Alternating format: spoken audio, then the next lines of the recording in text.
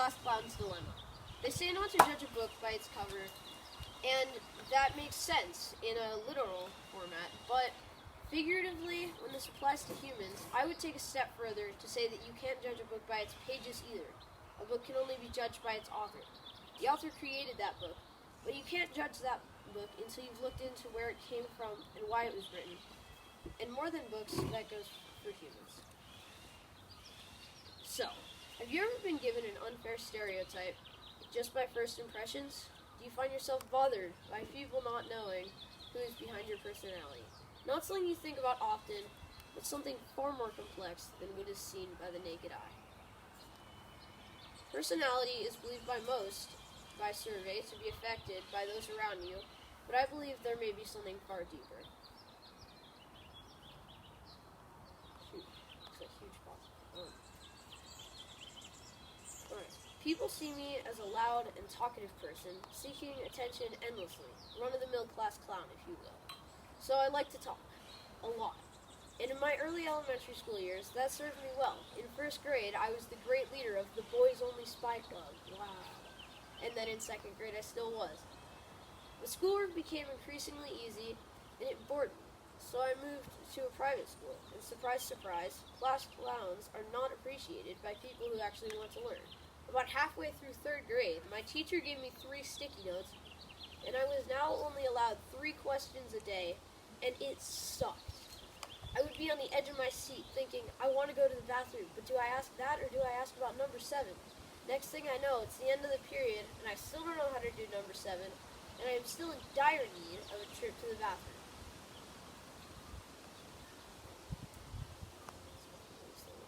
So, as you can see, it wasn't easy. People didn't appreciate these constant exclamations during class, and it wasn't going great.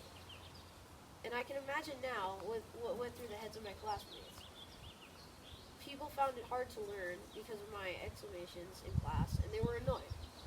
But they didn't see what was behind it all.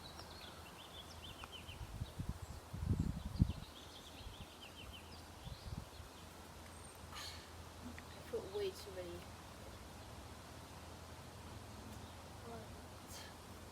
Okay. Often people will hide life-defining and life-changing events behind a loud personality or a quiet one. Silence often speaks volumes. Take me, for example. I was diagnosed with type 1 diabetes, an autoimmune disease which causes the cells in the pancreas to eliminate each other, basically meaning that I can't, produce energy. I don't know how else. This was life-changing, and at age 2. I was confused. Every day, I was getting shots, getting my finger pricked about 9 times a day, and I tried my hardest to make the best of it, but it was an awkward position. I wanted everyone to like me, but that just isn't realistic. And it can be hard living life knowing that people find you loud and or annoying. But I had to accept that by embracing the better side of me and inducing that loud personality. The pain I had been through left an empty space, which I filled with with my powerful personality. So that is the root of my loud, talkative personality. And I've told you my life story, but I would like to give you an example that can relate more closely to you, to the lives of others, including you, the audience. So, this is Jimmy. No, wait, keep going. This is Jimmy. He has autism and recently moved to a new school.